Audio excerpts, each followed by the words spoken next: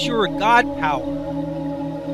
Get everything you ever wanted and live the life of your dreams. The Master's Course.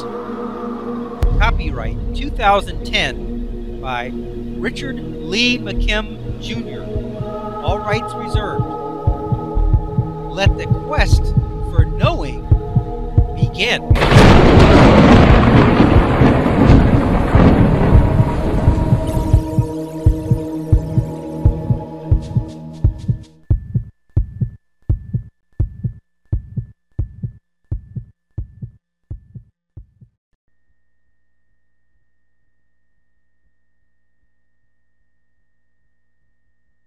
The reality of magic and illusion.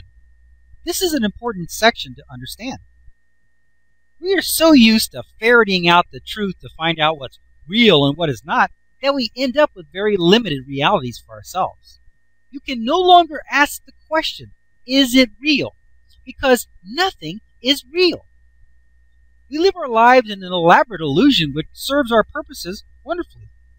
If you existed in what was real, real, you would still be in your non-physical energy form. You wanted illusion. You wanted to believe that you were a physical being. Otherwise, you wouldn't have come here. It's kind of funny that skeptics go about so intent on proving that something isn't real when nothing is real in the first place. I guess that they can only handle one level of illusion. If everything is an illusion, and it is, then what does it mean when a magician performs an illusion? Would that be an illusion within an illusion? The only difference between real magic and illusion is belief. If you believe it, it is real. And if you don't, it's an illusion. When I see a magic act that amazes me, I don't want to find out how it was done. I want to stay in the amazed could-it-be-true state. That is a magical state because it lends itself to reality expansion. Finding out how it was done not only takes away from the fun of the mystery, but it undermines the possibilities of me bringing that ability or some other amazing ability into my own reality. We know that we cannot experience anything that isn't already a part of our reality, and that anything new must come in the door of faith. That is, belief first, then proof. If you spend your time disproving amazing things, you will severely limit the possibility of ever having amazing things happen to you. There might come a day when an amazing, hard-to-believe thing saves your life, or makes you a millionaire, or causes you to meet the love of your life. You have to cultivate the amazing possibilities in your life in order to invite them into your reality. As a society, we recognize the importance of cultivating belief in amazing things. We have countless fairy tales and mythological characters that bring our children toys and money for their teeth. Have you ever asked yourself why we do this? Doesn't it seem weird that cultures all over the world spontaneously develop these imaginary figures for their children? Remember that nothing happens by accident. So at some deep, very deep level, we must understand the value and importance of having faith and want to teach the value to our children. All great people broke through the barriers of disbelief with faith to do things that nobody believed was possible. When people believed that the world was flat, there were those who had faith in their ideas and went for it anyway. When there was those who said we could never send a man into space, well, you have people living up there now orbiting the Earth. There isn't anything that can't be done with faith. The biggest issue here is that we have conscious beliefs and subconscious beliefs that we have to deal with. At least with the conscious beliefs, or disbeliefs, we know what they are and can work on them. However, our subconscious beliefs are creating our reality and we don't even know what they are. Back in Chapter 8, What is Reality? The 4 ways that definitions, beliefs are established. We saw the 4 ways that we have acquired our beliefs in the first place. Many of the more powerful and influential ones were implanted before our birth into the physical. These are mostly the immersion-related beliefs that keep us comfortably within the bounds of our illusion of physical life. There's nothing wrong with those. I love the physical form experience.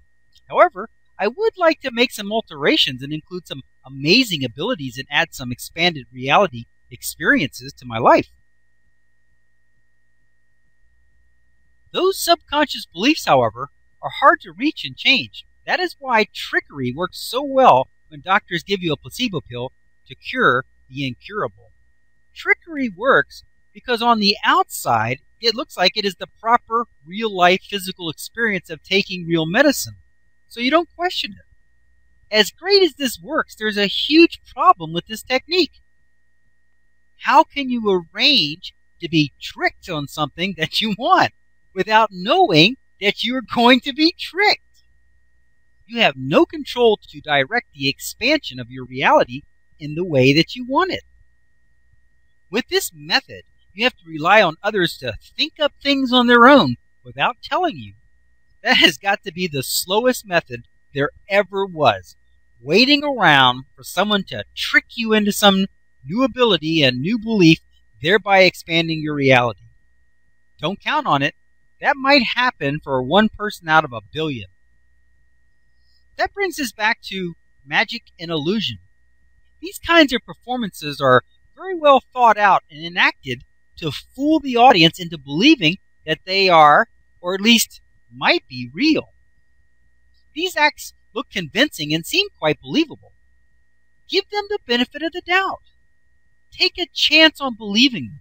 If your children can believe that a rabbit brings them candy and a fairy brings them money for their teeth, a big fat man in a red outfit brings them toys, then you can believe something amazing too.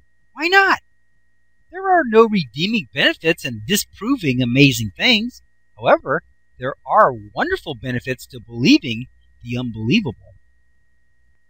Remembering that at first, you will never see conclusive evidence that will prove an amazing thing is real if you don't already accept them in your reality. So as a stepping stone to your reality expansion, give the benefit of the doubt to what you experience. As you do this, it will be included at the very edge of your reality. From that new place, you may discover some more information about the first amazing thing, or you might experience something else that is even more amazing. Importantly, from your original starting place, your beliefs, you would never have even been aware of these new amazing things had you not given the benefit of the doubt to the first ones. As you experience more and more amazing things and accept them into your reality, you will eventually come across absolute proof that they are in fact real. At least in your reality, and after all, that's all that matters.